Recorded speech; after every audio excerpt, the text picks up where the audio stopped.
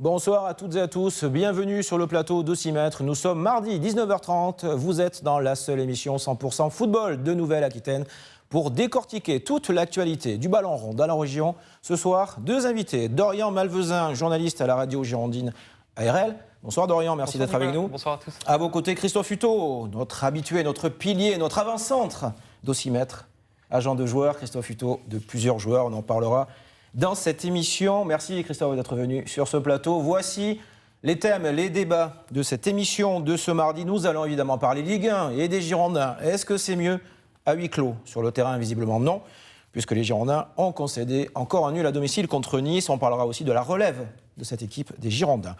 Alain Giresse fera-t-il son retour aux Girondins? Volonté du maire de Bordeaux dans un conseil de surveillance qui reste à déterminer, à construire.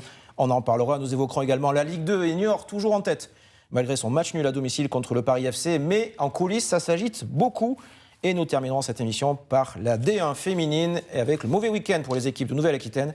Soyons Angoulême battus comme les Girondines à Lyon dimanche soir. On commence donc cette émission par la Ligue 1 et par les Girondins. Sportivement, on va en parler sportivement, sur le terrain de ces Girondins. 0-0 Dorian face à Nice. Le troisième consécutif. Alors sans public, ça n'a rien changé finalement. Non, ça n'a rien changé. 0-0, c'est un score logique vu la physionomie du match. Parce que c'est vrai qu'on parle beaucoup de Bordeaux qui n'a pas fait un excellent match, que devant ça n'a pas été incroyable, mais Nice non plus n'ont pas été incroyables. On s'est embêté, c'est ce que vous voulez dire, on s'est embêté. Oui, on s'est embêté, on peut dire ça, mais je trouve que défensivement, quand même, Bordeaux a plus tenu que face à Lens. Koscielny, Pablo, un bon retour de Pablo quand même, défensivement. Mais c'est la projection vers devant qui est... voilà, quand le porteur du ballon part devant tout seul, ils sont que 3, alors que défensivement, du côté de Nice, ils étaient 5-6. Donc que voulez-vous faire pour marquer un but? Heureusement qu'il n'y avait pas de spectateurs finalement, Christophe, non? Parce que 0-0, il y avait probablement, on imagine, on l'espère pour les Bordelais, des téléspectateurs, mais on s'est bien embêté quand même, pour rester poli. Ouais, mais je ne suis pas tout à fait d'accord avec cette analyse. Moi, j'ai trouvé une équipe niçoise très entreprenante. Nice qui s'est quand même créé 3-4 occasions en première période nette. Si dans les buts, il n'y a pas Costil, un Costil des grands soirs, la physionomie, elle peut vite changer. Maintenant, et les poteaux aussi, pardonnez-moi, il y a les poteaux. Et les poteaux. 3 poteaux et barres. Complètement. Donc c'est pour ça que je dis, Bordeaux s'en tire plutôt bien quand même sur la physionomie de cette rencontre et sur le nombre d'occasions ratées par les Niçois. Là où je suis d'accord avec Dorian, c'est effectivement défensivement. On a vu une équipe bordelaise bien en place. Le retour de Pablo a fait du bien. Il a stabilisé un petit peu cette équipe girondine. Maintenant, quelle pauvreté. Plus mauvaise attaque de Ligue 1. 3 buts en 5 matchs. On le savait, on l'avait dit, vous l'aviez dit ici sur ce plateau déjà. Messieurs, ça va être compliqué pour Jean-Luc Gasset qui d'abord stabilise la défense. On ne va pas revenir sur ce qu'on disait il y a quelques semaines, mais franchement, le constat, 3 buts en 5 matchs, ça fait mal un peu quand même. Oui, ça fait mal. Après, on commence à être habitué avec cette équipe de Bordeaux que devant, ça ne marque pas beaucoup. On critiquait beaucoup Jimmy Briand, mais pour l'instant, c'est le seul qui marquait des buts. Josh Maja, oui, il faut du temps, mais bon, le temps, à un moment donné, on ne va plus mettre cette excuse sur lui. Il faut qu'il ait aussi les ballons. Il n'en a pas eu. C'est vrai que cette projection de balles offensivement, quand il n'y a que Nicolas Depriville qui part devant, il ne peut pas faire grand-chose. Il se met sur un côté, après il doit relancer derrière. Ça a été tout le temps comme ça face à Nice. Et Bordeaux qui n'a toujours pas gagné à domicile en championnat. D'ailleurs, de l'année 2020, bon, il y a eu le confinement, mais quand même, Bordeaux qui n'a pas gagné à la maison depuis décembre, face à Dijon, ce dimanche, Christophe, c'est indispensable de s'imposer là. Et ça sera loin d'être facile. Écoutez bien ce que je vous dis aujourd'hui. Toujours. J'ai vu... Merci. Toujours, j'écoute mes invités. Souvenez-vous ce que j'ai dit lors de la première en ce qui concerne les Girondins de Bordeaux. Mais pour être plus sérieux, j'ai vu cette équipe de Dijon hier face à Montpellier. J'ai vu une très très bonne équipe de Dijon. Autant... C'était surtout en plus après l'heure du déjeuner. C'était difficile de garder les yeux ouverts sur cette rencontre Bordeaux-Nice. Autant le match Dijon-Montpellier, il y avait une intensité. Ça va être très compliqué pour nos amis bordelais face à Dijon, contrairement à ce que le classement de Dijon pourrait laisser croire. Alors on va voir ce qui va se passer cette semaine. On rappelle lundi 5 octobre, la fin du marché des transferts, peut-être des recrues ou pas à Bordeaux. Jean-Luc Gasset en attend, sans argent et sans départ, ça sera compliqué. On va dire un mot de la réserve des Girondins, Christophe, parce que vous étiez au match, vous avez des joueurs sous contrat, vous êtes agent, on le rappelle, chez les Girondins. Vous avez des joueurs qui jouent aux Girondins en réserve avec vous dans votre écurie. Bordeaux balayé par le Stade Bordelais 4-0. Est-ce qu'il faut s'inquiéter aussi pour la réserve des Girondins? Écoutez, j'ai envie de dire que oui et non. Oui et non. Oui, parce qu'effectivement, cette équipe girondine comptait dans ses rangs 8 joueurs U19. Donc des jeunes garçons qui sont en plein apprentissage, lorsque vous les mettez dans un championnat aussi difficile que la Nationale 3, avec des joueurs qui sont des adultes, des joueurs matures, qui vont aller dans l'engagement, dans le contact physique, dans la provocation, les jeunes pousses bordelaises ne sont pas prêtes. Maintenant, attention, il y a malgré tout des joueurs à fort potentiel, il faut juste leur laisser le temps. Les joueurs qui jouent aujourd'hui en équipe réserve ne devraient pas jouer en équipe réserve. Ils devraient jouer en U19. Là aussi, je me fais l'avocat du diable. Il ne faut pas taper sur cette jeune équipe, ni sur le staff technique des Girondins de Bordeaux, et encore moins sur la direction du centre de formation, parce que il faut tenir compte de cet état de fait. Et les U19 qui se sont inclinés face à Rennes dimanche matin sur le score de 1-0, là aussi, pareil, ils ne comptaient pas leurs meilleurs joueurs puisqu'ils étaient la veille en équipe réserve. Donc il y avait beaucoup de U17 et les U17 se sont inclinés sur le score de 2-1 face à Montpellier. But bordelais inscrit, pour ceux qui ne le savaient pas, par ce jeune Mehdi Arfi dont on dit le plus grand bien. Dont vous occupez en même temps. Je ne m'occupe que de bons joueurs. Vous avez raison, non, mais c'est vrai que c'est un joueur prometteur. Mais cette équipe de U17, pareil, ce sont des premières années qui, disons, certains devraient même pas jouer encore à ce niveau. Donc, il faut leur laisser le temps de travailler. Il y a des joueurs à fort potentiel. Il faut juste ne pas se montrer impatient avec eux. Et on n'est que fin septembre, vous avez raison de le souligner. La saison ne fait que commencer avec le retard dû au calendrier de la crise sanitaire. On reparlera bien évidemment des Girondins de Bordeaux et des équipes réserves et de jeunes de ce club. On va rester juste dans les Girondins pour le deuxième thème de ce soir, pour évoquer Alain Giresse. Alors, joueur emblématique de l'histoire de Bordeaux, il a rencontré récemment le maire, Pierre Urmy, qui souhaiterait le voir intégrer un conseil de surveillance du club qui reste à créer, à élaborer, à construire, on va dire, juste sur l'idée même d'un retour éventuel d'Alain Giresse dans une fonction qui resterait à expliquer. Qu'est-ce que vous en pensez, Dorian ? Je pense que je vais m'attirer les foudres des supporters, mais il y en a marre. Il y en a marre de se passer, de rester dans le passé des grands Alain Giresse, Jean Ticane. Ils ont marqué l'histoire, c'est vrai, on ne peut pas l'enlever aux Girondins de Bordeaux. Ils ont marqué l'histoire, plus que l'histoire, c'est le Petit Prince, on est d'accord. Mais là, on est en 2020, à un moment donné, il faut qu'on voit l'avenir, le futur. Il faut qu'on arrête d'être dans le passé, et ça, c'est le gros problème des Girondins de Bordeaux. Il peut être le futur aussi, Alain Giresse, non ? Pour incarner les transmissions, les valeurs d'un club, non ? Je pense pas, parce qu'aujourd'hui, en 2020, à part certains joueurs, ils n'ont plus cette culture de club, ils n'ont plus à aimer le club. Il y en a encore, mais la plupart des joueurs ne l'ont plus, ça. Et donc, c'est vrai qu'il y en a marre un petit peu de rester dans ce passé, de ces Girondins de Bordeaux, quoi. Vous en avez marre aussi, Christophe, ou pas ? Alors moi, j'en ai pas marre. Mais... Immense respect pour Alain Giresse, pour sa carrière et pour ce qu'il était comme joueur. Oui, à Bordeaux et ailleurs. Et même en équipe de France. Même en tant qu'homme, c'est quelqu'un de très très bien. Là. Maintenant, là où j'abonde dans le sens de Dorian, c'est que il faut pas tout confondre. Nous, aujourd'hui, notre génération, on sait qui est Alain Giresse. Mais aller au centre de formation des Girondins de Bordeaux, questionner les jeunes joueurs de 16, 17, 18, 19 ans, qui est Alain Giresse ? Mais justement, pardonnez-moi de vous couper, mais ce n'est pas l'occasion de voir qu'il y a des grands anciens qui transmettent tout ça. Est-ce que les jeunes joueurs du Bayern Munich connaissent Karl-Heinz Rummenigge, le président du club ? J'en suis pas sûr. C'est important, non, en termes de transmission, d'identité, de patrimoine d'un club, ou pas ? Oui, mais il faut avancer, comme oui, dit j'ai Dorian. compris que vous vouliez avancer, mais voilà, il faut les deux, j'ai bien compris. Non, mais... Vous ne pensez pas que c'est important d'avoir des gens qui ont incarné ce club, ce maillot, cet amour du club, qui transmettent quelques valeurs ? C'est important, mais ce conseil de surveillance, il a quelle légitimité ? Il n'existe pas pour l'instant, c'est juste un projet. Je pense qu'il n'existera jamais, de toute façon. Parce que même s'il était amené à être créé, il va servir à quoi ? Les Girondins de Bordeaux, c'est une entreprise privée. Arrêtons. Les pouvoirs publics n'ont pas à s'immiscer dans la gestion d'une société privée. Donc, et à un moment donné, laissons ces gens travailler. Le propriétaire a été moqué, vilipendé, mais n'oubliez pas quand même que King Street a remis 30 millions d'euros dans les caisses pour combler le déficit cet été, à l'intersaison. Donc, moi, je ne les connais pas. Je n'ai jamais fait de business avec eux, donc je n'ai aucun intérêt à être agréable ou positif avec eux de façon gratuite. Mais laissons-les 30 millions d'euros.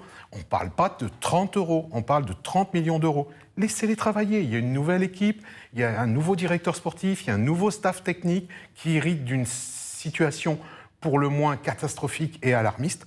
Et on fera le bilan en fin de saison. Un match, il dure 90 minutes, il ne dure pas 45 minutes. Et faute d'Alain Giresse, peut-être un jour ou pas, on n'en sait rien. Il y a toujours Alain Roche qui incarne quand même les valeurs de ce club, son passé, son présent et son futur, Dorian. Êtes-vous d'accord avec ça?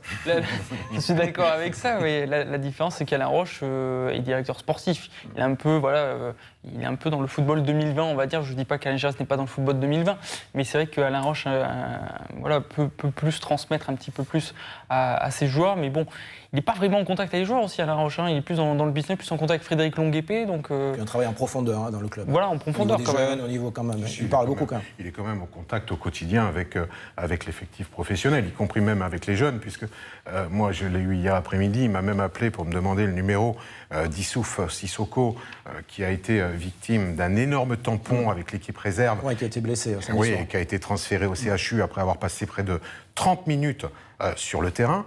Donc, il l'a appelé hier. Donc, non, Alain, il est au contact quotidien avec les joueurs, que ce soit les joueurs professionnels, comme avec les joueurs de la formation et de la post-formation.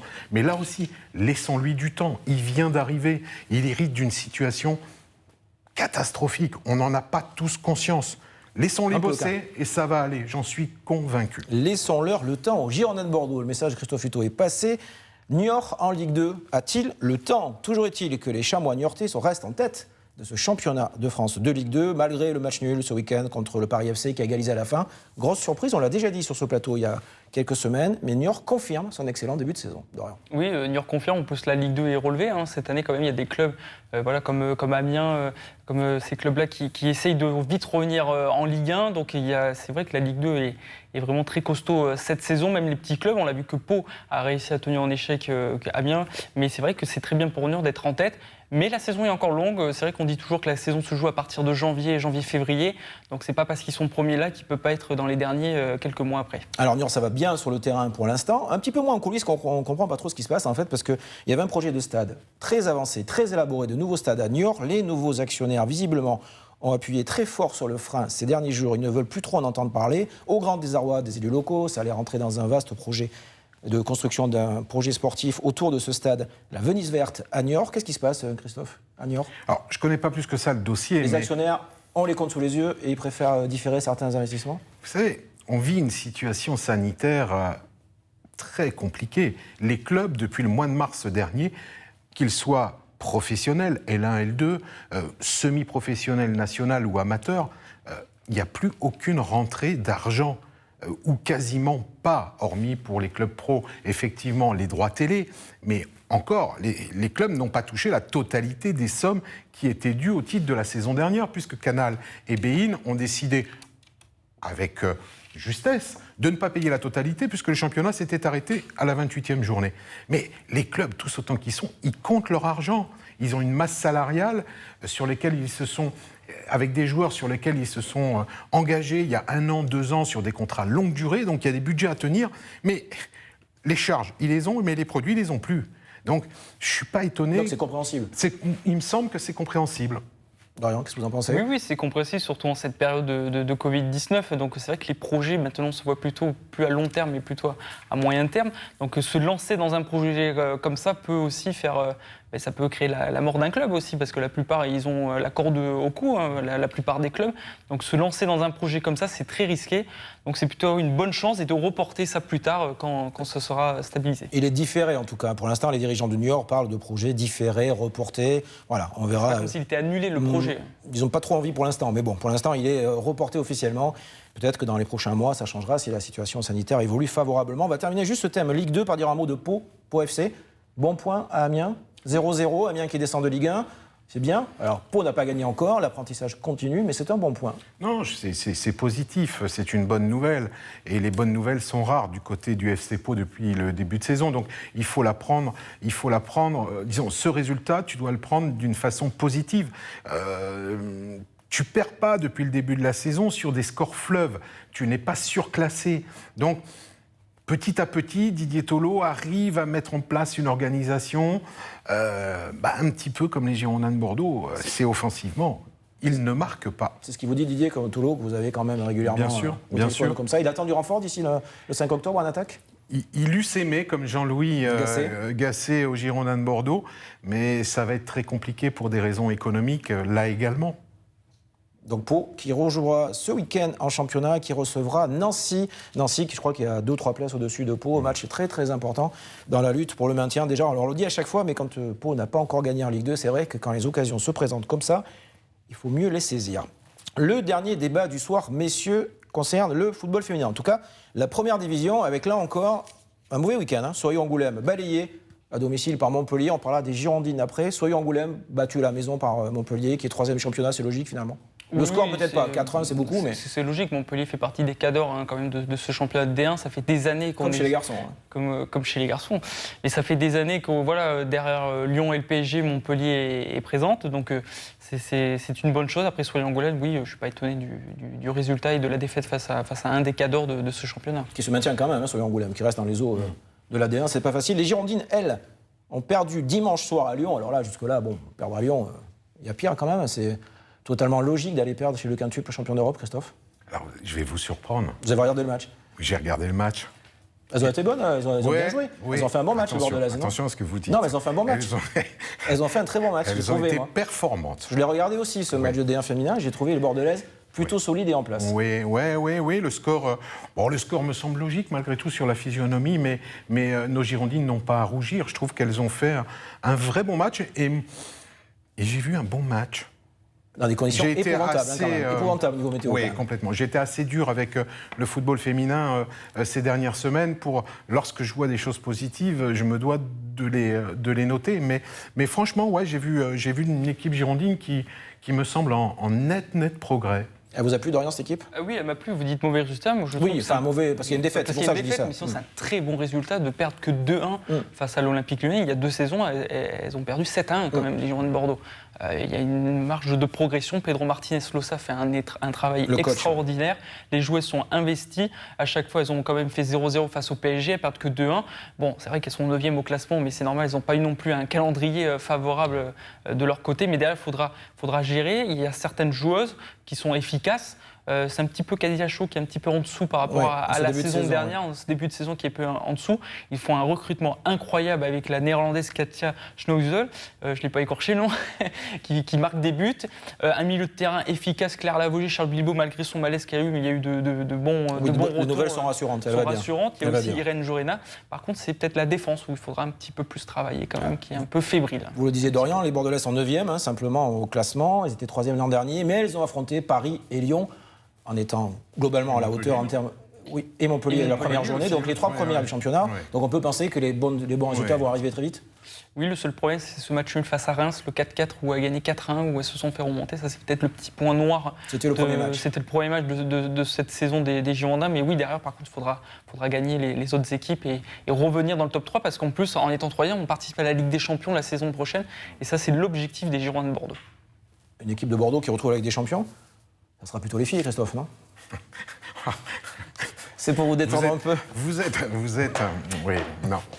Ça sera plutôt les filles, donc, les garçons. Il est malicieux, ce Nicolas. Non. Qu'en pensez-vous à court terme? Il y a plus de chances que ce soit l'équipe féminine. Écoutez, je n'irai pas jusqu'à parier tout ce que j'ai et éventuellement tout ce que je n'ai pas pour abonder dans votre sens. Oui, je pense que ce sera les féminines, oui, bien sûr. En tout cas, c'est tout le mal qu'on leur souhaite. Elles bossent bien, je trouve.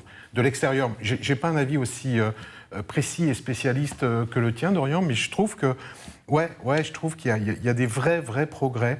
Donc c'est top pour ce club et pour ces filles. Et il y avait 5 joueuses de Bordeaux dans le dernier rassemblement de l'équipe de France. 5 joueuses, c'est là aussi, comme on disait au rugby hier, on commence à prendre des joueuses en équipe de France, des Julie Thibault qui a fait une sélection. C'est vrai qu'on parle beaucoup que les côtés masculins c'est catastrophique, les jeunes c'est mitigé, mais par contre le point positif où là on peut dire que les propriétaires King Street, le travail qu'ils font chez les féminines est extraordinaire.